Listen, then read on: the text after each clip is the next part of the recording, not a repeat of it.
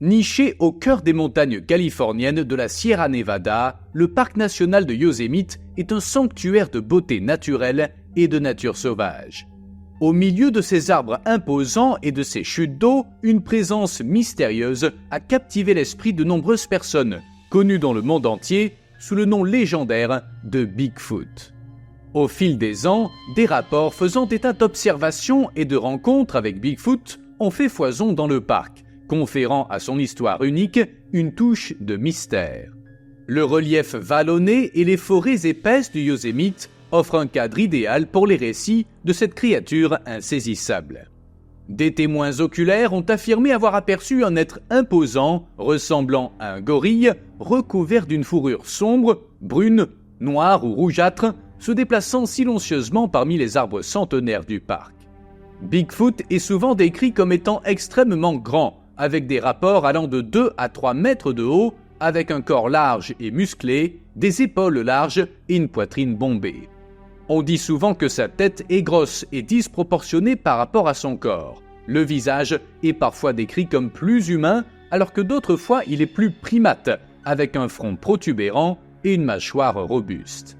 Les traces trouvées dans des coins reculés du parc ont alimenté encore plus de spéculations, certains les attribuant à des pas de Bigfoot. Ces rencontres suscitent souvent des sentiments de peur et d'exaltation.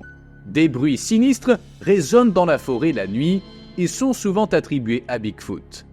La région du Yosemite était autrefois peuplée par plusieurs tribus amérindiennes telles que les Miwok, les Mono et les Paiute. Chaque groupe tribal a donné un nom différent à la créature ressemblant à Bigfoot. Par exemple, les Miwok l'appelaient Mayak Datat ou l'homme poilu de la forêt. La façon dont ces créatures sont interprétées peut varier considérablement, reflétant les croyances et les valeurs culturelles spécifiques de chaque tribu. Ces créatures étaient souvent considérées non seulement comme des êtres physiques, mais aussi comme des entités spirituelles ou des gardiens de la nature, dotés de pouvoirs surnaturels et d'un lien profond avec la Terre. À l'instar des récits modernes, certains récits traditionnels font état de rencontres directes avec ces créatures qu'ils décrivent comme des êtres imposants et souvent évasifs. Si certaines tribus dépeignent ces créatures de manière plus menaçante, d'autres les décrivent comme bénignes, voire carrément protectrices. Le Bigfoot, malgré sa taille imposante, est souvent connu pour se déplacer silencieusement, ce qui ajoute à sa nature énigmatique et à sa capacité à échapper à la détection. Les observations de Bigfoot sont souvent associées à une odeur forte et désagréable. Cette odeur est décrite comme étant moussue, terreuse ou comme celle d'un animal sauvage. Les sons émis par Bigfoot, en particulier dans des zones comme le parc national de Yosemite, sont un élément déconcertant des histoires et des légendes qui entourent cette créature mystérieuse. Ces bruits sont souvent mentionnés par les témoins et les amateurs de Bigfoot comme l'une des preuves de son existence. L'un des sons les plus fréquemment rapportés est un long et profond hurlement qui résonne dans les forêts et les montagnes. Ces hurlements seraient différents de ceux des loups ou d'autres animaux sauvages connus. Certains témoignages font état de bruits de coups de bois, Bigfoot frappant des troncs d'arbres ou des branches lourdes contre du bois. Cela est souvent interprété comme une forme de communication ou de marquage du territoire. Certains amateurs de Bigfoot prétendent que la créature peut répondre aux imitations humaines de ses sons, mais ces tentatives d'appel sont considérées comme dangereuses, car appâter une créature aussi mystérieuse présente des risques inconnus. Les rapports des gardes forestiers, en particulier ceux qui travaillent dans des zones sauvages, comme le parc national de Yosemite, constituent une source précieuse de récits, de rencontres et d'observations de Bigfoot. Selon ces professionnels qui vivent dans la région, leurs histoires, anecdotes, légendes et curiosités enrichissent la légende autour de Bigfoot. De nombreux récits ont été transmis d'un garde forestier à l'autre, devenant une sorte de tradition orale au sein du service forestier. De nombreux gardes forestiers ont exprimé leur profond respect pour la nature et l'inconnu, considérant les histoires de Bigfoot comme une partie intégrante des mystères non résolus. Certains de ces gardes ont déclaré avoir repéré ce qu'ils pensent être Bigfoot ou ont trouvé des preuves telles que des empreintes de pas bizarres ou des structures de branches qui ne semblent pas être d'origine naturelle. Les gardes du parc doivent fréquemment faire face à l'intérêt du public pour Bigfoot, utilisant parfois ces histoires pour attirer les visiteurs vers l'environnement naturel et promouvoir la conservation.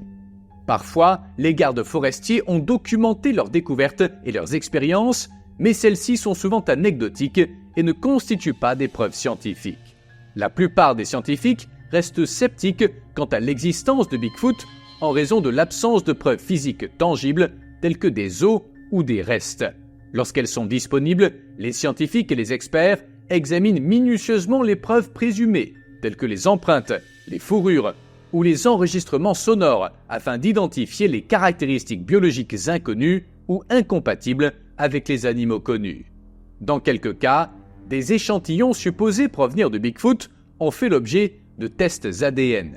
Jusqu'à présent, ces analyses ont généralement permis d'identifier l'ADN d'animaux connus ou d'obtenir des résultats peu concluants.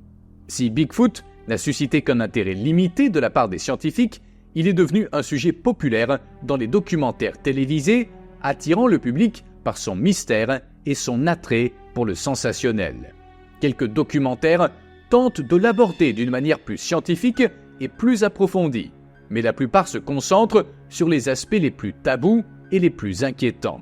La plupart des documentaires comprennent des interviews clés avec des témoins qui affirment avoir vu Bigfoot, des experts qui partagent leurs opinions et parfois des scientifiques qui offrent des évaluations sceptiques. Même si nombre de ces documentaires sont destinés à divertir, ils peuvent également offrir un aperçu éducatif de la cryptozoologie, du folklore et de la psychologie qui sous-tendent la croyance en des créatures mythiques. Cependant, nombre d'entre eux sont critiqués pour avoir promu des théories non scientifiques ou pour avoir utilisé le sujet de manière abusive. Ils avancent des hypothèses absurdes et farfelues.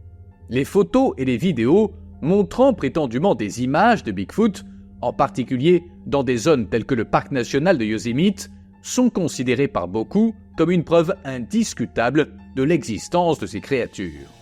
Mais presque toutes les photos et vidéos de Bigfoot sont de qualité médiocre, ce qui empêche toute analyse approfondie. Les prises de vue floues, lointaines ou ambiguës sont fréquentes. Certaines photos sont devenues des icônes au sein de la communauté des amateurs de Bigfoot. Le célèbre film Patterson-Gimlin de 1967 en Californie, par exemple, montre une silhouette que beaucoup pensent être celle de Bigfoot, bien que son authenticité soit largement contestée. Avec l'arrivée des smartphones et des caméras à haute résolution, on peut espérer que des preuves plus claires apparaîtront. Mais presque toutes les nouvelles preuves apparues depuis lors ne sont que de pures inventions. Les liens entre les légendes de Bigfoot et d'autres créatures similaires dans le monde constituent l'un des aspects les plus fascinants de ces créatures forestières massives. L'un des homologues internationaux les plus connus de Bigfoot est le Yéti, également connu sous le nom d'abominable homme des neiges. Comme Bigfoot, le Yéti est décrit comme une créature massive et velue vivant dans les régions hostiles de l'Himalaya. En Australie, une légende fait état d'une créature similaire appelée Yowie. Elle est représentée comme étant grande, poilue et à deux pattes. La légende Mapinguari au Brésil et dans d'autres régions d'Amérique du Sud ressemble à celle de Bigfoot. Cette créature est généralement décrite comme un géant poilu aux traits surnaturels. Ce ne sont là que quelques-unes des nombreuses légendes qui, dans le monde entier, présentent des similitudes avec Bigfoot. Cela montre que la notion de grande créature humanoïde sauvage est apparemment universelle, avec des créatures mystérieuses habitant les limites de la civilisation, suggérant l'inconnu et la nature sauvage.